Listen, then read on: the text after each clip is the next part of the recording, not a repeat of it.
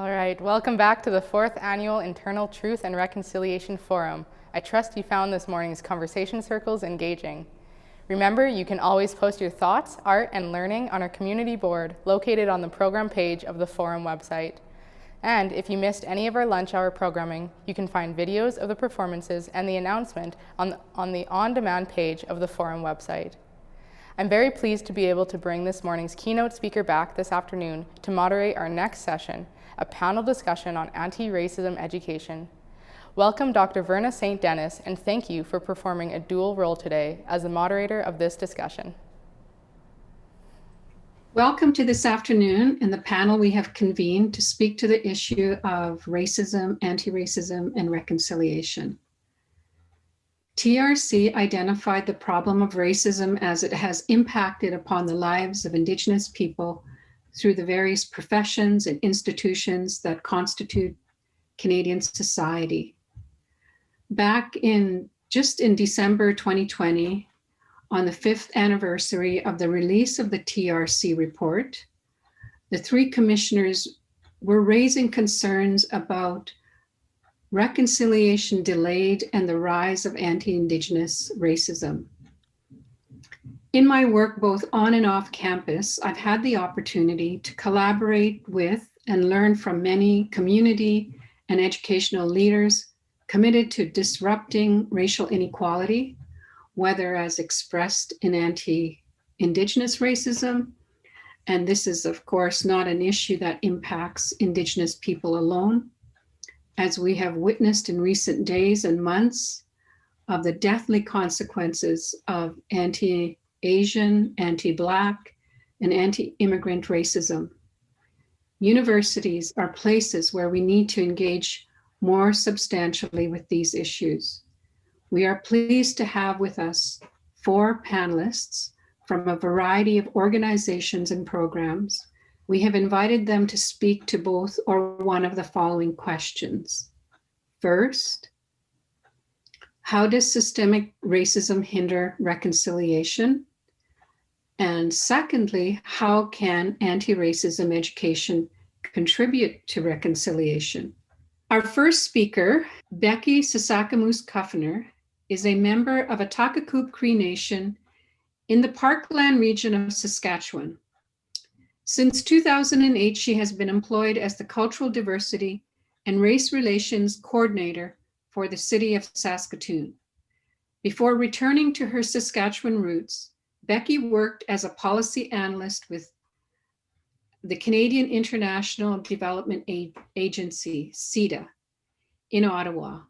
Before her time with the federal government, she worked with the provincial government as an employment consultant working on Indigenous labor force development. Becky holds undergraduate degrees from the University of Regina and University Laval, Quebec City, and a master's degree in educational foundations from the University of Saskatchewan. She continues to be an active member of Saskatoon's urban Indigenous community and currently serves as the regional representative on the National Urban Indigenous Coalitions Council. Becky has acted as a member on various local boards of directors as well. Thank you, Verna. I would also like to say that I work for the municipality or for the municipal government, and municipal governments have been identified by the Truth and Reconciliation Calls to Action as well as universities as important organizations or instruments of colonization that need to be able to take a stand against racism, and they are identified as having a special set of responsibilities in addressing things like systemic racism. So I would like to start off by saying that I think that in order to understand how systemic racism hinders reconciliation, we have to understand the historically rooted nature of it. And so Canada, as we understand, was colonized by the British to increase the wealth and power so that they could compete with other European countries like France and Spain that were colonizing other nations and populations around the world as well. In Canada, Indigenous people are and were seen as being in the way of development. And by development, it's meant the exploitation of the land and resources occupied by Indigenous people.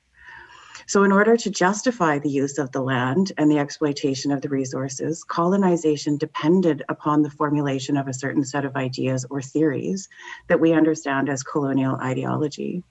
And colonial ideology is based upon the two main principles of supremacy and an economic philosophy that supports the exploitation of resources for profit, or capitalism. Through the process of colonization, contemporary mainstream structures and institutions continue to be instruments of colonial ideology that result in the oppression of Indigenous people and large-scale environmental degradation.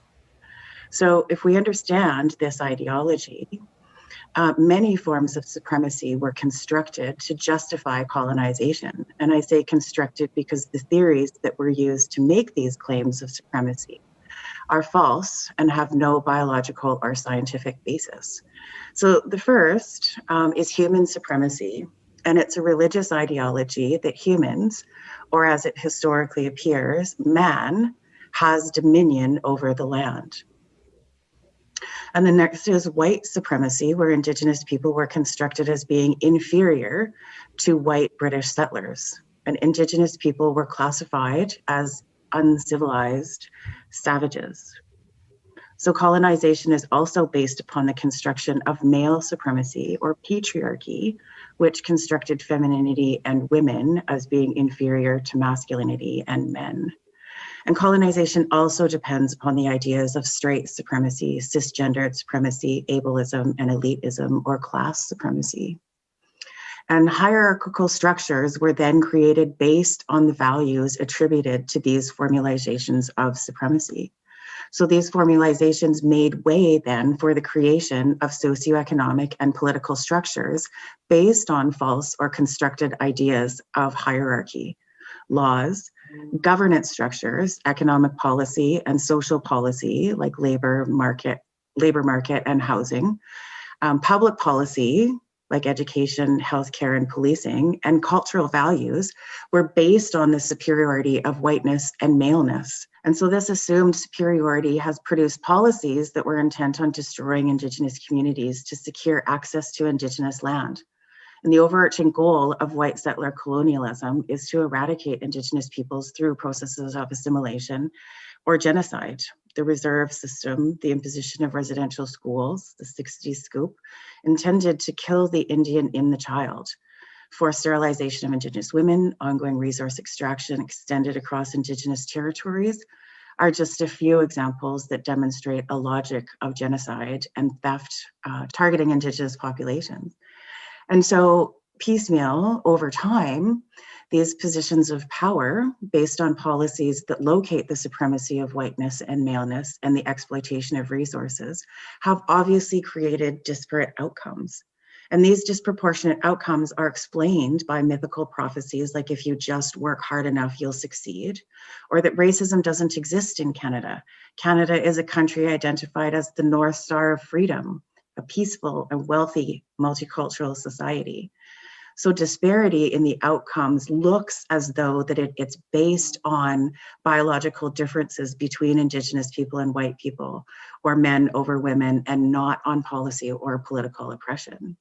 And these narratives of innocence and well-meaning white people are pervasive within systems that insist they are doing everything that they can to help Indigenous people. And this fuels an identity among white folks that they are saviors to the plight of disadvantaged Indigenous people. And this does nothing really to advance reconciliation. So the very idea of supremacy is insidious in the creation of Canadian white identity, and it positions itself as a dominant norm. And dominant norms, considering the success of dominant policies, are easily assumed and passed off as being universal norms that manifest ideas like what constitutes a good education and therefore reinforces a European curriculum, what constitutes a good job, what is considered child welfare, the ideas of success, and perhaps more pervasively and systemically, what qualifies a person as professionally competent or in fact deserving of employment or social resources. And racism is historically rooted, but also psychologically entrenched. We all have become active participants in the passive formulations of supremacy. Like, we don't refer to any other months other than February as Black History Month or June as Indigenous History Month. And all of the other months are not called White History Months. And as our Southern anti-racism practitioner and friend Tim Wise says, we give them tricky names to disguise what they really are, like May and June and August and September. And the same goes for art and theater and poetry. We don't call them, white art and white theater. It's just assumed that they are the standard of what is considered normal. So racism, patriarchy, homophobia, and ableism have now become normalized. And changing the social construct is overwhelming. And those who have the most power to affect the greatest amount of change have become beneficiaries of the status quo, and then therefore don't believe that they have a vested interest in change. And even though racism is denounced as bad and morally wrong, when good, caring people come to understand that they are implicated in a society by virtues of receiving privileges and advantages from the very society that creates injuries outside of their control, the first response is often to freeze and to deny, and often create strategies to deflect responsibility or accountability. And beliefs and perceptions hamper meaningful changes. Myths and false narratives are pervasive. Among honest working people, success is equated to hard work and inherent goodness. And we're taught that poverty is a temporary state that can be transcended through hard work and intelligence. And poverty is the result of laziness or bad choices. And we're taught that we all have access to the same opportunity, when in fact success is more often tied to a set of privileges that we are assigned to at birth. But what manifests if we all have to admit that our success is not solely the result of goodness or hard work or intelligence? Another long-standing challenge for municipal governments and industry within their jurisdictions are the ideas of the duty to consult and duty to accommodate. And often the effects of racism are failings of the federal and provincial governments that play out on the streets of our city. And municipal governments are left to deal with the racism and the fallout without having provincial guidance, financial resources, or supports. And the Crown's duty to consult and duty to accommodate are not the same as municipal consultations or engagements with Indigenous people or populations. And they are specific constitutional processes related to Indigenous treaty rights. And in my experience, Saskatchewan's municipal government doesn't necessarily have the knowledge, the capacity, the funding, and the resources to fill the Crown duties in the same manner as the provincial and federal governments do. And shifting the cost of the duty to consult onto a property tax base is not a viable solution. And this is especially true for smaller or rural and northern municipal governments. So it's important that stronger relationships are built between the orders of government to address systemic issues. And the Truth and Reconciliation calls to action are calls to be able to right the wrongs of colonization and ongoing colonial oppression on the lands and territories that were never ceded by original inhabitants.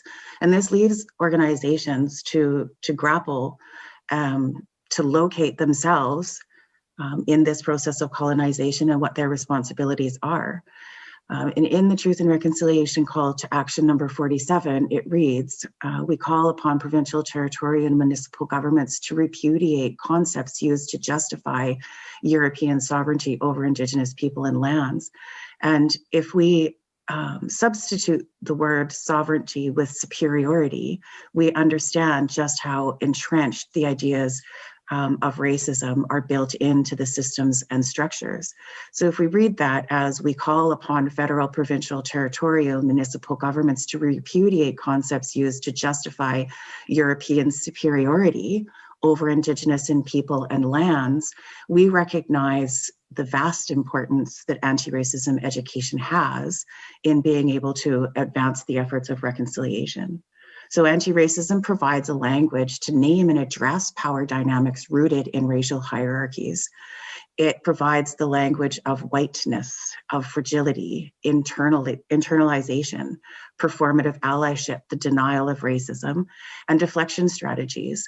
And so as a 60s Scoop survivor, I was raised in foster care and adopted by white parents. Anti-racism provided a tool that really debunked the normalization of racism and other forms of supremacy that are not taken up meaningfully by ideas of cultural competency, cultural responsiveness, Indigenous awareness. And so anti-racism really becomes a spotlight that shines back on organizations, and it uncovers the truth of truth and reconciliation. So it works to create not only conceptual change within organizations, but also physical spaces, which there is currently not enough of. And anti-racism then becomes the lens through which we can see a line of sight from strategic goals and strategic plans to actual outcomes and the changing of outcomes, and addressing the hugely disproportionate gap between people of European descent and Indigenous people. And so I could go on for a long time, actually, talking about my observations of how systemic racism continues to be entrenched, and the difficulties of being able to overcome systemic racism in organizations, even among the municipal government, which, as I said before, has a very, very special responsibility in leading and being a leader in addressing anti-Indigenous racism. And only recently have we started the public consciousness is being raised about the ideas of systemic racism. But ultimately, we have to recognize that it is a collective impact model where other organizations are joining in, working to be able to address that, and we're working collaboratively to be able to address it. So thank you very much. Thank you, Becky, for that. And thank you for reinforcing, the broad understandings and the importance of language in developing a critical anti-racist analysis, and especially how municipal governments are implicated and what their responsibility is towards reconciliation towards Indigenous people. So thank you very much for your participation this afternoon. Our second speaker, Dr. Carmen Gillies, lives in Saskatoon and is of Métis, Norwegian, and Chinese ancestry. Currently, she is faculty with the Saskatchewan Urban Native Teacher Education Program in Saskatoon through Gabriel Dumont Institute, and she's an adjunct professor with Educational Foundations at the University of Saskatchewan. Previously, she worked as a research associate with the Aboriginal Education Research Centre. Carmen has collaborated with teacher candidates to facilitate the Student Teachers Anti-Racism Society, STARS, and the SUNTEP Anti-Racism Education Forum, SAFE. Her teaching and research interests include critical race theory, anti-racist, anti-oppressive education, and relationships between anti-racism, colonialism, and democratic rights. She has published in the area of Métis-specific anti-racist education, the application of critical race theory to pre-K-12 education, and Indigenous education. Well, thank you for inviting me to speak today. To begin, at a personal level, reconciliation is important to me because of my family and the racism my dad experienced as a visible Indigenous man throughout his life. To me, we cannot practice reconciliation without anti-racism. And so I have committed to learning and teaching about racism originally because of my family's experiences. When considering how racism hinders reconciliation, I think it is important to stress that there are no races. While there are no races, racism is real.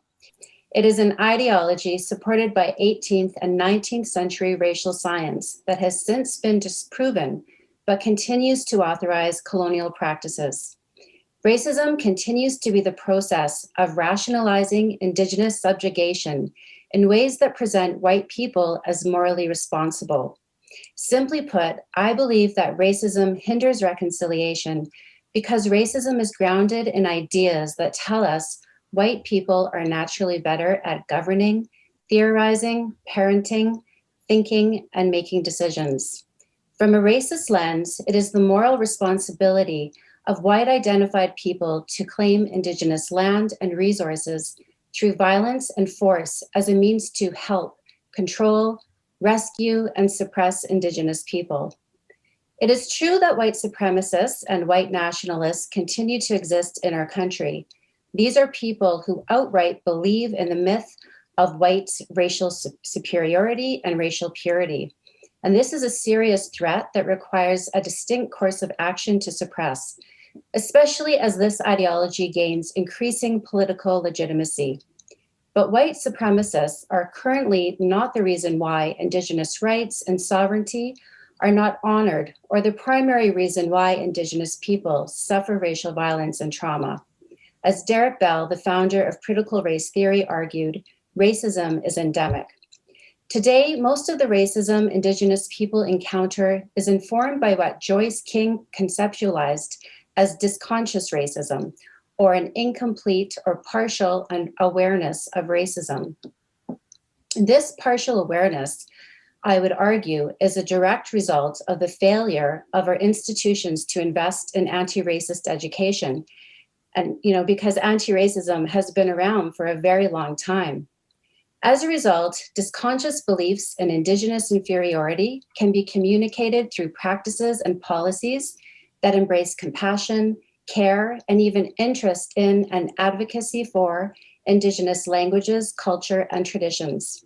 For example, teachers might care about Indigenous students, but at the same time withhold quality instruction because of their disconscious beliefs in Indigenous intellectual inferiority. This is an example of deficit racism that is widespread in our society and also contributes to internalized racism. But what is important to understand about racism is that it exists to ensure and safeguard white structural and societal advantages.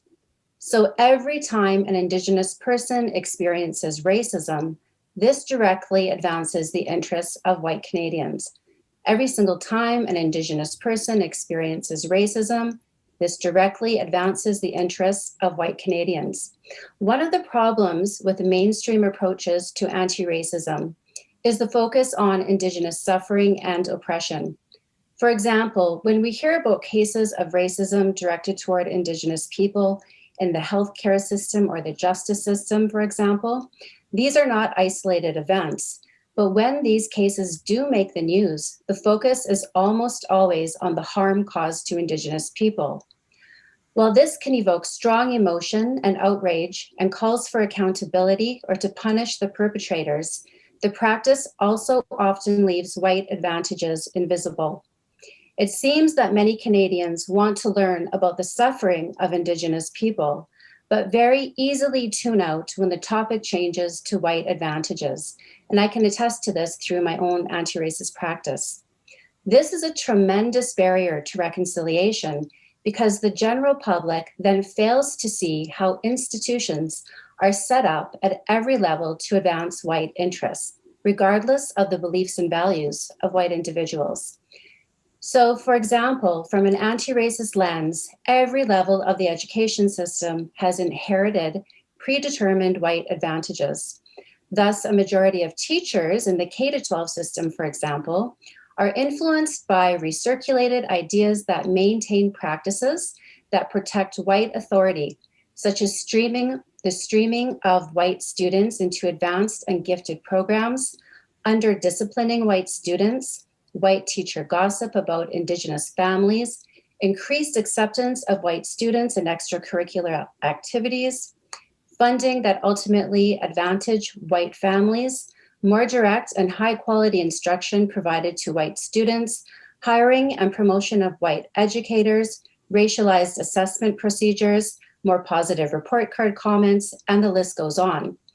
All of this ultimately leads to white identified people who hold positions of power across our country. Anti-racism can assist us with countering such intergenerational processes because of the explicit focus on race and racism. Yet even the Truth and Reconciliation calls to action did not include anti-racism in the education sector. So To answer the second question, I'll now discuss how anti-racism can contribute to reconciliation. While anti-racism is helpful in assisting individuals with recognizing how be privileged or not from racism, and I have found this to be very helpful of someone of Chinese, Métis, and Norwegian ancestry who has white privilege, I believe that anti-racism can play a much more powerful function in reconciliation. First, anti-racism gives us the language to name various experiences of racism. As a critical race theory teacher and researcher, I have taught teacher candidates about structural determinism, deficit racism, abstract liberalism, cultural essentialism, white property rights, interest convergence, intersectionality, and many other terms in theory that build racial literacy capacities. This racial literacy is dependent, however, on institutional investment in anti-racist scholarship and research, because understanding how white advantages are reproduced requires intensive academic work. I was recently visiting with a teacher who completed a graduate degree in anti-racism education, and she was sharing with me that she's always a bit surprised when people assume that her anti-racist ideas are based on her opinions. Clearly, there is a need for society and our institutions to take anti-racist scholarship seriously. While we can learn about racism through other areas of study, this partial knowledge is insufficient and can lead to disconscious racism, or that incomplete understanding of racism that is required to maintain the status quo. Second, after learning about racism and developing our racial literacy, I also believe that anti-racism can enable an ability to identify practices that protect white interests. This is essential to the implementation of effective, comprehensive plans that hold institutions accountable to reconciliation. These plans must be informed by anti-racist theory and Indigenous peoples' racialized experiences. This is a challenge, however, because countering racist practices relies heavily on the willingness of white authorities to relinquish some of their power and control and to invest in long-term financial commitments. It is also challenging because racism constantly shifts as it is resisted. Anti-racism must therefore be flexible and adaptable as the conditions of racism change. In spite of these challenges, I believe anti-racism holds potential to uphold the aims of reconciliation by eliminating barriers to indigenization and enacting the immediate and diverse rights of Indigenous people. I believe that most Canadians have good intentions and want to work together toward reconciliation. And more institutions are working toward becoming anti-racist, including our own Saskatoon school divisions and universities across Canada. And this gives many of us hope and cautious optimism. So to conclude, I'd like to stress that while taking a stand to hold our institutions accountable to decolonization and racial justice is essential, I also believe it is helpful to reject expectations of perfection that can lead to, for example, shaming people who are trying to do good work but have made mistakes. What I love about the theme of this conference is the possibility and promise that can come from practicing anti-racism through a reconciliation framework. After learning from other Indigenous people, I believe this practice would be relational and based on respect, humility, and an ability to recognize nuance and to accept and embrace multiple and sometimes conflicting truths at once. This is an exciting period of time, and I look forward to seeing what is to come as we move together in the spirit of reconciliation. Thank you. Thank you, Dr. Carmen Gillies. I think as you started out that so many of us are committed to this social problem of racial inequality because we draw on the experiences of our family and our community. And also because we've made an investment in years of studying and learning and reading the literature. And just as you've articulated, the need for a critical racial literacy is so significant. And there's so much more that we can be doing as an institution of higher learning, because all disciplines have been implicated in and need to explore how they're implicated in perpetuating racial inequality, but also what they can do to challenge that. And so thank you very much for your years of experience and your commitment. Our next speaker, Russell McCauley, he, she, they, is a Nehiyaw Métis Two-Spirit educator from Cumberland House, Swampy Cree Nation, Treaty 5 territory. Russell earned a Bachelor of Arts in Sociology, which led to frontline work in mental health and addiction services, as well as a Bachelor of Education from the Indian Teacher Education Program, which led to teaching high school. This spring, Russell will receive a Master's of Education in Educational Foundations.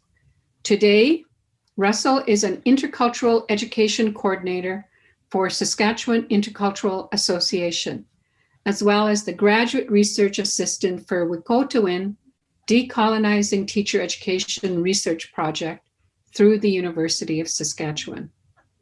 Along with participating on various committees and community initiatives, Russell is also a facilitator with the Anti-Racist Network and a member of the Office of the Treaty Commissioner's Speakers Bureau. Connecting people from all walks of life to anti-racist, anti-oppressive, and Indigenous education. Revitalizing and retaining Indigenous worldviews through decolonization, indigenization, and reconciliation are enormous passions that provide healing for this storyteller. Well, first of all, thank you so much for inviting me to speak here. It's such an honor to be able to share my views on this really important topic. And when I was given the questions, when I first thought of the first question, how does systemic racism hinder reconciliation? I was going to go on a different path, but I really liked the discussion Carmen shared in regards to anti-racist literacy. What a privilege that is to be able to identify, measure racism in many different forms, and how many people have that privilege to be able to go to university and study this vast subject, this vast scholarly research. Because I think of myself, where I come from, I'm still looking at the outcomes, the inequitable outcomes of Indigenous people, which are consistently different from non-Indigenous peoples in terms of healthcare, justice, education, social services, even our very economy, vastly different between Indigenous and non-Indigenous people. And that's because of there's this settler colonial myth that continuously presents Indigenous people as a problem that's, these inequities are as a result of our own doing. But the reality is the system is working in a way that it's supposed to benefit whiteness. And this narrative is perpetuated in all those systems in our society that I just previously mentioned. And it blames the poor outcomes on Indigenous peoples themselves, in the sense that we're seen as inferior, or that we lack morals, that we're not smart people, we lack intelligence, we lack the skills needed to benefit ourselves in this society, or that we make bad choices in life, or just that we're just plain lazy. And it's hard to get past this narrative. So this systemic racism absolutely hinders reconciliation, because there can't be reconciliation, without land back, essentially. There's such a huge focus on benefits that Indigenous people receive. For example, being Treaty Indian, that I get gas and tobacco products, and there's this stereotype that we get free education and that all things are paid for, when the reality is far from that. And even if it was, I would definitely say that they should just take all that back and give me my sovereignty as a Treaty Indian, give me my jurisdiction as a Treaty Indian. And that's how I started to think about the second question. how does anti-racism education, how does anti-racist education contribute to reconciliation? Well, I see it as a transformative place of education rather than an informative sense of education. Too often we want a one-off, or we could take a course and complete a checklist. And I see that in my community work and various spaces that I occupy and move through in my career. And that's why I think anti-racism can definitely contribute towards the act and the theme of reconciliation, because it wouldn't be a one-off. It would be a transformative project, a learning environment, whatever you want to call it, to change and challenge policies and practices, and not just on paper, but the act of actually dismantling these systems that cause these inequities and rebuild them with Indigenous people and BIPOC communities in general at those tables where those decisions and planning are being made. And that's why I value anti-racist education in regards to its contributions to reconciliation, because it's a body of study that allows us to eliminate changing the conversation to ideas of colorblindness in ways that it distances racism to other parts of the world. We see that, especially here in the prairies, there was such a huge momentum with the Black Lives Matter movement, which is amazing, but it was concerning to see the level of interest that the Black Lives Matter movement gained here in Saskatoon in the prairies, for example, when really there was very little conscious effort or conversations around Indigenous Lives Matter. It was interesting to see ways that we as Canadians, or I should say the imposed nationhood of Canadian identity here was acting in a way that distanced racism to different parts of the US instead of looking at our own backyards. It was interesting to see.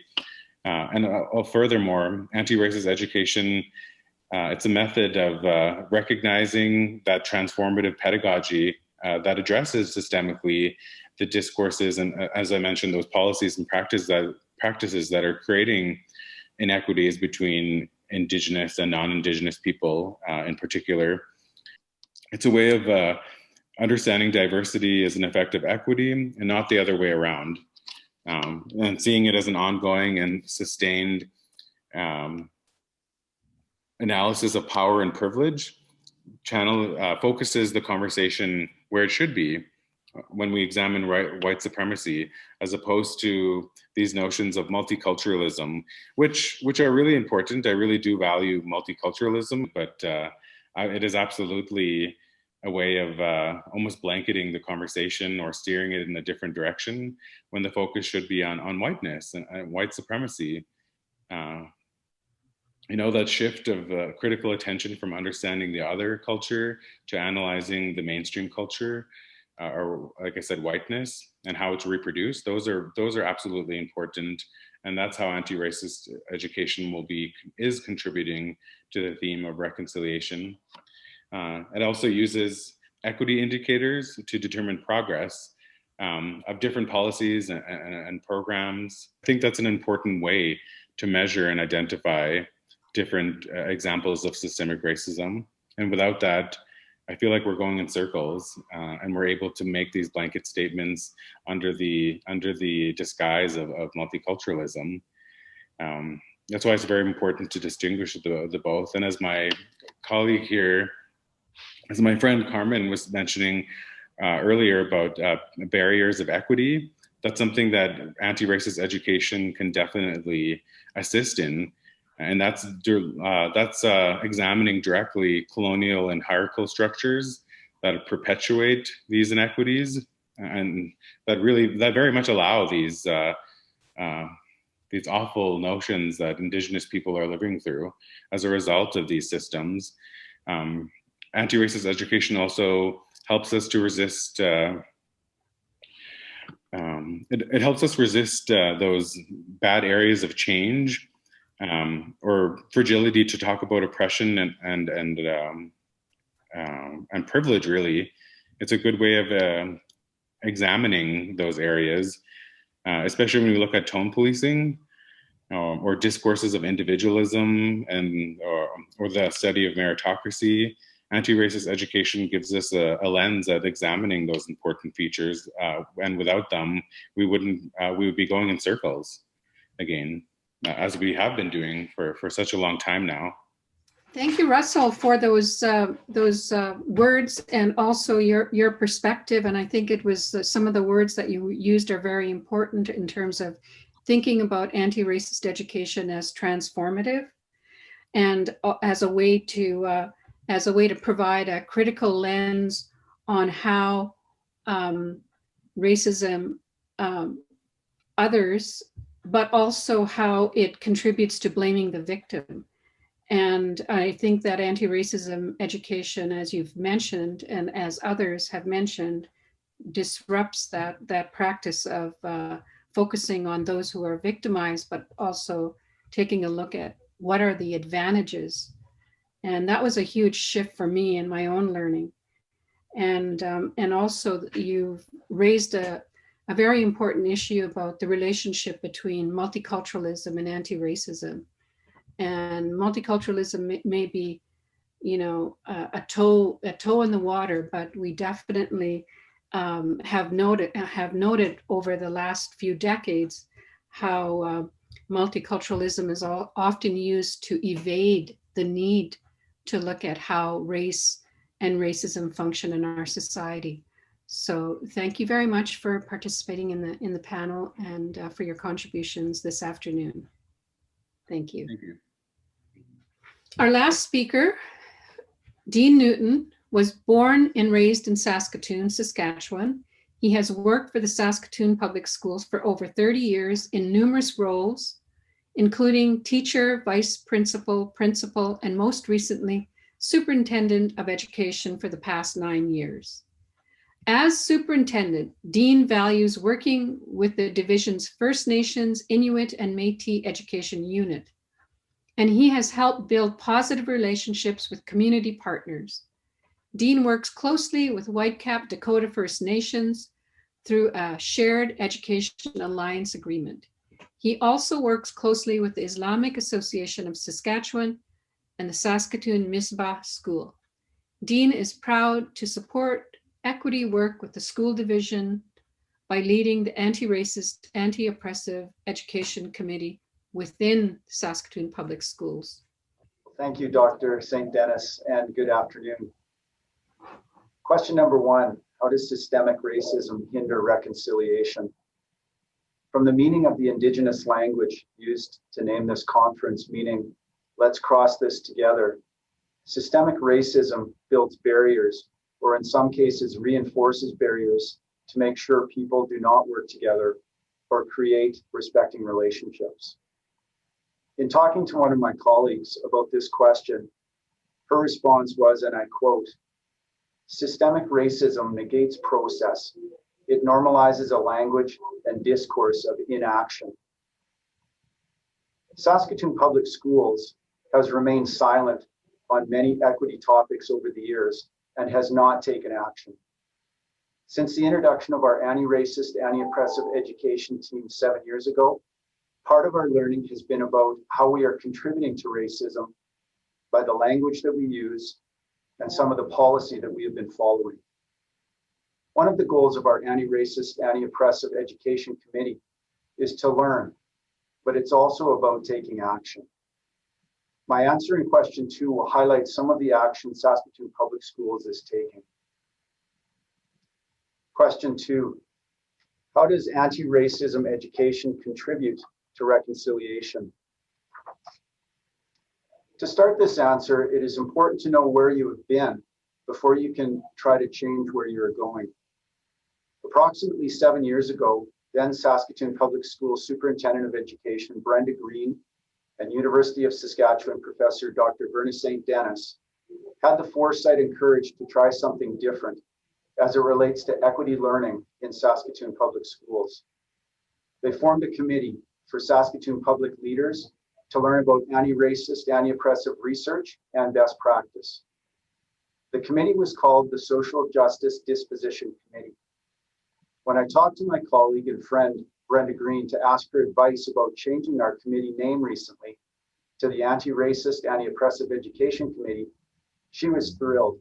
And her comment was, and I quote, "We were not ready to include the term anti-racist as part of our committee name 7 years ago."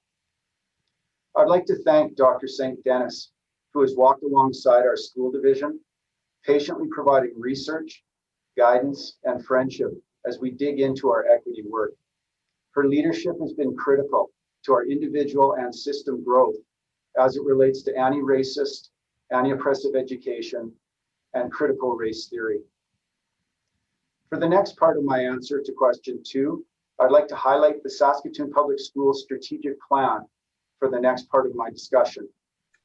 Shane Skirvin, our then Deputy Director of Education, started a review of our current strategic plan 2 years ago. There was much research and conversation about what should be part of the plan moving forward. In leading the Social Justice Disposition Committee, I knew equity needed to be part of our strategic plan, but I did not know how or what language should be used.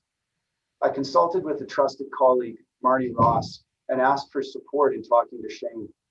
We met for an extended meeting to discuss why and how equity could be included in the plan. What you see is the result of this discussion. I will walk briefly through each of the 3 areas and provide evidence of how we are taking action to fulfill our equity commitment. First area is around relationship. We will foster caring and supportive relationships, honor diversity, create welcoming and joyful spaces, and develop and grow community partnerships. Saskatoon Public Schools has created a number of successful community partnerships with partners such as Whitecap Dakota First Nation, the Saskatoon Tribal Council, the Central Urban Métis Federation Incorporated, Métis Local 11, and Isla Lacrosse School Division. A great example of a strong relationship is the one between Chief Darcy Bear, Whitecap Dakota First Nation, and Saskatoon Public Schools, which has been in place for over 25 years. There is a great deal of respect between all individuals in both organizations. Chief Whitecap Elementary School in Stonebridge was named as a result of this strong partnership, and we are very proud of the Dakota history and language that is showcased in this school. The second area of our strategic plan is around equity. We will be open to all, maintain high expectations for all, enact anti-racist, anti-oppressive practices, and pursue a representative workforce. During our supplemental learning period starting last March 2020, our Anti-Racist, Anti-Oppressive Educational Committee facilitation team saw this as an opportunity to educate support staff. This led to the creation of a 3-week introductory module on equity, which was completed by over 700 educational assistants and administrative assistants. The goal this summer is to create a second module on white privilege. Anti-racist, anti-oppressive learning for the senior leaders in Saskatoon Public Schools is a priority. Dr. St. Denis has presented to our board and to our senior leadership team on a number of occasions over the past 4 years. The plan is to have Dr. St. Denis return to present to our senior administrative team this spring, introducing the anti-racist, anti-oppressive film she is co-creating with the Saskatchewan Teachers Federation. Dr. St. Denis has also been instrumental in helping Saskatoon Public Schools create a multi-year anti-racist, anti-oppressive staff development plan for our K-12 in-school leaders, all of our principals and vice principals. These professional development sessions started last year and happen 4 times a year this year and over next year as well. The third part of our strategic plan is accountability. We will respond to student needs through evidence-based practice, focus on Indigenous student success, pursue continuous improvement, and ensure safe, caring, and accepting environments. Saskatoon Public Schools' first response to the Truth and Reconciliation calls to action came in 2016. We have just recently updated the response with wording to reflect our strategic plan.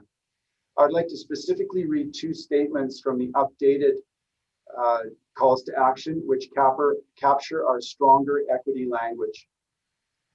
From the first paragraph, and I quote, "We are responsible for teaching students about Canada's history of colonialism and the impact of Indian residential schools, which is a difficult yet essential aspect of their educational journey. This knowledge is foundational to the goal of reconciliation." And from our third paragraph in our response, updated language includes, "We answer the call by building our organization's cultural competencies through enacting division-wide anti-racist, anti-oppressive practices and professional learning that grows our collective understanding about Indigenous identity, histories, worldview, and systemic barriers." Check. Mic check. Saskatoon Public Schools is in the process of creating an administrative policy on racism. The goal is to look at best practice in preparing a document which will support all members of our division to have courageous conversations about racism. Dr. Verna St. Denis and the Sterling McDowell Foundation have collaborated with Saskatoon Public Schools to conduct action research in 8 of our schools to gather evidence and stories of anti-racist, anti-oppressive action. We look forward to learning from the results of this research when it is completed. In conclusion, I would like to give the last word on my response today to a friend and colleague of mine, Miss Marnie Ross. She is the principal of Aiden Bowman Collegiate from Red Earth First Nation. When I asked her what impact our system anti-racist, anti-oppressive action has had on her personally, she responded, and I quote, "The anti-racist, anti-oppressive work that has taken place in Saskatoon Public Schools over the past number of years is so important because it validates my life and experiences as an Indigenous woman," end quote.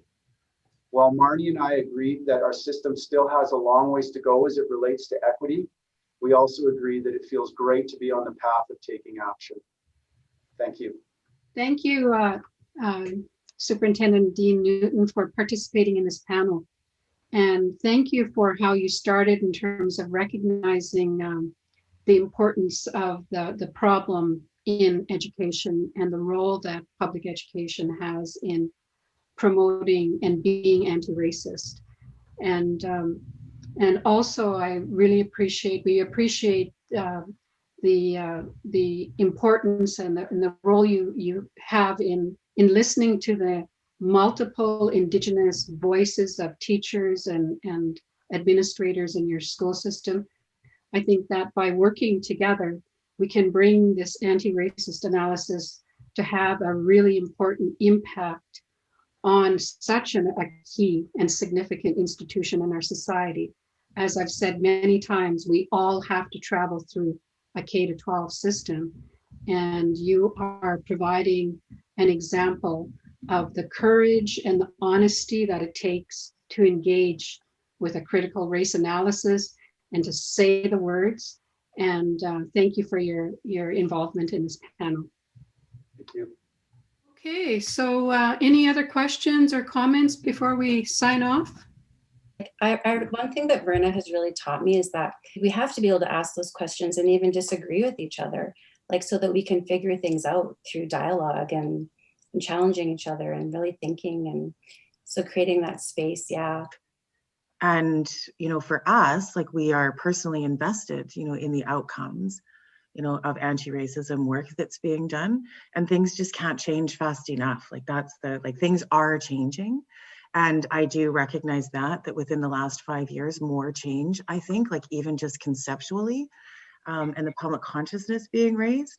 So this work, I'm just so eternally, grateful to other folks who, are doing this work and taking it up in meaningful ways. For me, Becky, this is something that I've never had the opportunity through the journey that I've had, is to get the understanding and the teaching and the research and the understanding, like you put it out there today in terms of racism.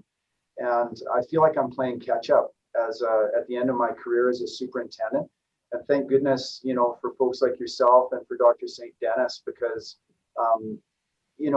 we lean on Dr. St. Denis a great deal because she brings a lifetime of her experiences and expertise for folks like me who are playing catch up. But it's like Dr. Verna says, it takes all of us. And so I'm very proud to be part of our anti-racist, anti-oppressive education team and working with the folks that are there and with Dr. Verna, of course. I wish we could have like multi-level grad courses to have these kinds of conversations. And, you know, definitely that in the university, we should be having these conversations. Mm-hmm. There's just haven't been enough places and spaces where we can engage in these kinds of discussions. Well, enjoy the rest of your afternoon, and thank you once again for participating on the panel and in the event. We need this work more than ever. Thank you, Dr. Verna St. Denis, and our panelists for that engaging discussion. And a special thank you to Carmen Gillies. As a SUNTEP student, you've been an amazing mentor.